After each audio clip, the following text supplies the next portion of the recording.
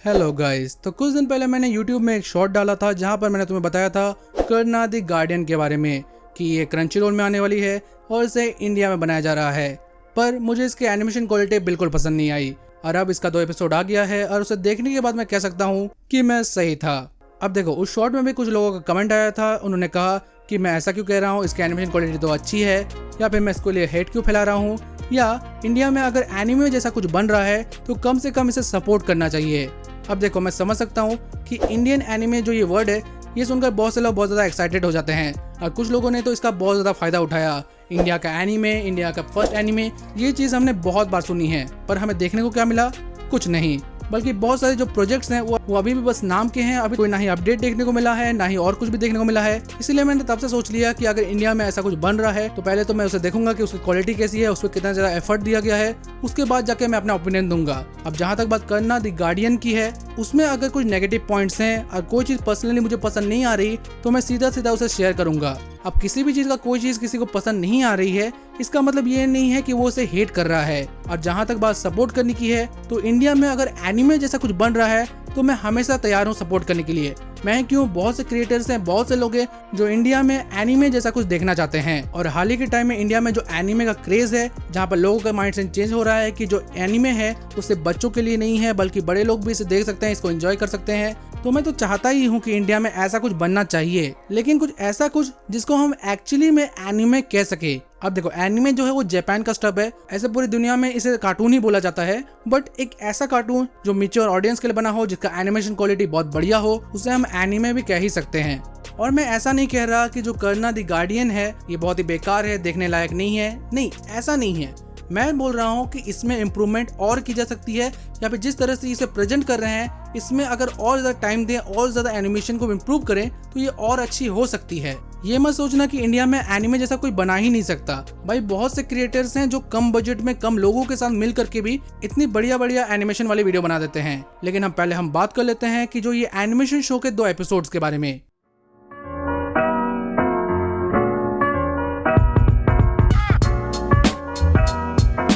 कहानी का जो मेन सेंटर हमारा कर्ना है वो एक स्कूल गोइंग टीनेजर है, जिसको कॉमिक्स पढ़ना पसंद है, जिसको एक्शन फिगर कलेक्ट करना पसंद है और वो एक सुपर हीरो बनना चाहता है। जहाँ पर हमें उसकी स्कूल लाइफ दिखाई जाती है। उसके फादर जो है वो एक ऑफिसर हैं, साथ ही साथ हमें उसके एक फ्रेंड को दिखाया जाता है जिसका नाम है यामिनी, और हमें उसके फादर को दिखाया जाता है। कहानी की स्टार्टिंग में हम एक लड़ाई देखते हैं जहाँ पर जो एक एंशिएंट एक सुपर हीरो है जो एक बहुत ही ज्यादा ताकतवर ईवल एंटिटी से लड़ता है, फिर उसे सील कर देता है। साथ ही उसके साथ एक और जना भी है जो उसकी मदद करता है, और ये कनेक्टेड है कर्ना से क्योंकि उसे हर सपने में ये चीज आती है। बाय द वे, हम यहाँ कर्ना के स्कूल लाइफ को देखते हैं और अभी तक जितने भी कैरेक्टर्स दिखाए गए हैं वो एनिमे के कैरेक्टर्स जैसे लग रहे हैं। बस अच्छा नहीं लग रहा है तो इसका बैकग्राउंड, इसके सराउंडिंग्स, ऐसा लग रहा है कि किसी बच्चे से बस ड्राइंग करा दिया गया है। और शुरू की जो फाइटिंग थी उसका एनिमेशन भी मेरे को सच कहूँ तो बिल्कुल पसंद नहीं आया। फिर हमें बताया जाता है कि कर्ना के शहर में एक बीमारी फैल रही है जिसका नाम है मेटाफिजिकल इग्निटरी सिंड्रोम। ये एक तरह की ऐसी बीमारी है जिसे कोई कोमा के स्टेज में चला जाता है और किसी को भी नहीं पता कि ये कैसे फैल रहा है। फिर हम कर्ना के स्कूल लाइफ को देखते हैं और हमें पता चलता है कि कर्ना पढ़ाई में भी इतना कुछ खास नहीं है, ना ही वो स्पोर्ट्स में अच्छा है। बाय द वे, उसकी जो फ्रेंड यामिनी है वो स्पोर्ट्स में भी अच्छी है और साथ ही साथ पढ़ाई में भी अच्छी है। फिर हम देखते हैं कि जो शुरू में जो कर्ना के ड्रीम में जो इविल एंटिटी था जिसको सील किया गया था वो वापस से जाग गया है, लेकिन वो अपनी पूरी पावर में नहीं है, जिसकी वजह से वो कुछ एंटिटीज को बुलाता है। और इसका तरीका मेरे को अच्छा लगा कि जिस तरह से उसने एक तरह से पावर्स को लिया अपने दोनों हाथों में, एक डार्क और एक लाइट वाली पावर को लिया, और किस तरह से चीजें उसके अंदर गई, फिर वो एंटिटीज बाहर आए। मतलब सोचने जाओ तो इसका कॉन्सेप्ट जो है वो बहुत बढ़िया है, पर जो इसका विजुअल प्रेजेंटेशन है उसी में ही मेन प्रॉब्लम है। और जैसा तुम देख सकते हो कि जो ये एलियंस का डिजाइन है ये हमारे स्क्रिप्चर्स के राक्षसों के डिजाइन से इंस्पायर होकर बनाया गया है। बाय द वे, जो ये इवल विलन है ये अपने जो एंटिटीज हैं उनको अर्थ भेजता है मथुरा के लिए। अब इसे कोई पावर कहा गया है जिसको पाकर जो ये इवल एंटिटी है वापस से पावरफुल हो जाएगा। हम वापस से अर्थ का सीन देखते हैं, पर कुछ पॉइंट्स में जो कंटिन्यूएशन था उसमें मुझे को थोड़ा प्रॉब्लम लगा। तो कर्ना कहीं चला जाता है, उसके मम्मी पापा अपने बात में करते हैं, फिर अचानक से सीन कहीं और चेंज हो जाता है। कहानी जो है वो कर्ना के चारों ओर फॉलो तो करती है, पर कई बार कुछ पॉइंट्स को छोड़ देती है कि कर्ना कहाँ गया था या फिर उसने क्या किया। इन्हीं सब में अचानक से कर्ना को अपनी पावर भी मिल जाती है। ऐसे तो समझने के लिए बताया गया है कि कर्ना के अंदर ये पावर पहले से ही थी, जैसे जैसे बड़ा हो रहा है उसकी पावर एक्टिव हो जा रही है, पर इसको थोड़ा टाइम लेके और ज्यादा एक्सप्लोर किया जाता तो और अच्छा होता, और इसीलिए कुछ टाइम पे ये बहुत ज्यादा फास्ट फॉरवर्ड हो जाती है।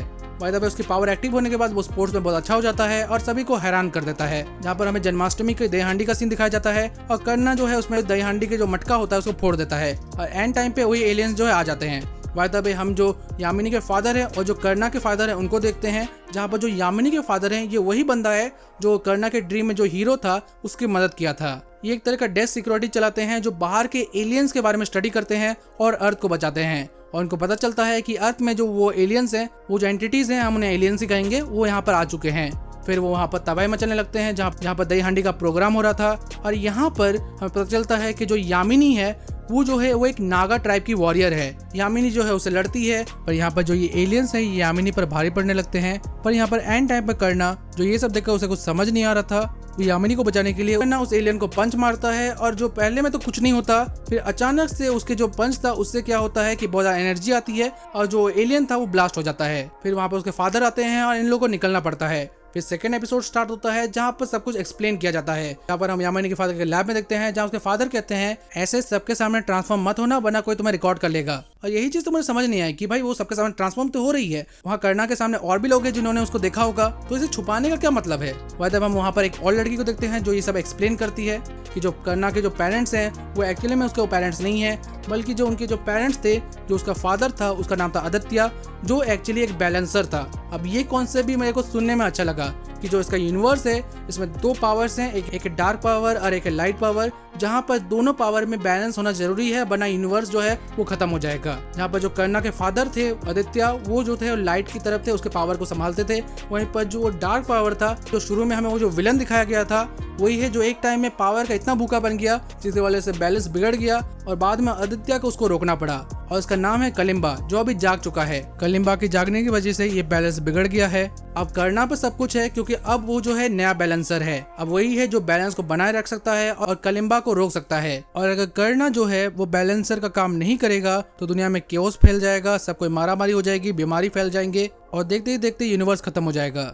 पर इतना कुछ करना प्रोसेस नहीं कर पाता, वो समझ नहीं पाता कि भाई ये सब क्या हो रहा है उसके साथ। वो तो बच्चा है, उसको तो स्कूल जाना है, मजे करने, खेलना है, पर इतनी बड़ी जिम्मेदारी उसके ऊपर कैसे आ गई, इसलिए वो टाइम मांगता है और कहीं चला जाता है। फिर वो जो एलियंस है वो वापस से आ जाते हैं और यहाँ पर फिर से लड़ाई होती है। पर यहाँ पर कर्णा रियलाइज करता है कि नहीं वो बैलेंसर है तो उसको संभालना होगा। ये सब फिर लड़ाई होती है जहाँ पर कर्णा को जो सूट दिया जाता है और जिस तरह से कर्णा के सूट को भेजा गया है ना, मेरे को तो आयरन मैन की याद आ गई। और कर्णा जो है उन एलियंस को हरा देता है और फाइनली वो ये चीज मान लेता है कि वो बैलेंसर है तो उसे सब संभालना होगा। पर यहाँ पर लास्ट में कर्णा की जो मदर है वो भी इस MDS वायरस से इन्फेक्ट हो जाती है और कर्णा फैसला लेता है कि वो कलिंबा को रोकेगा, अपनी माँ को बचाएगा और उनके जो फादर और उनके जो एंसेस्टर्स थे उनके इस बैलेंसर के काम को करेगा। अब देखो, जैसे मैंने तुम्हें स्टोरी एक्सप्लेन की, ये सुनने में अच्छी लग सकती है पर इसके एनिमेशन और इसकी जो और भी बहुत सारी चीजें हैं इसमें बहुत इंप्रूवमेंट की जरूरत है। और जैसा सुनने में आ रहा है कि इसमें इंडिया और जापान के भी एनिमेटर्स हैं, उन्होंने मिलकर काम किया है, तो मैं और ज्यादा एक्सपेक्ट कर रहा था क्योंकि जो लास्ट टाइम में इंडो जापानीज रामायण बनी थी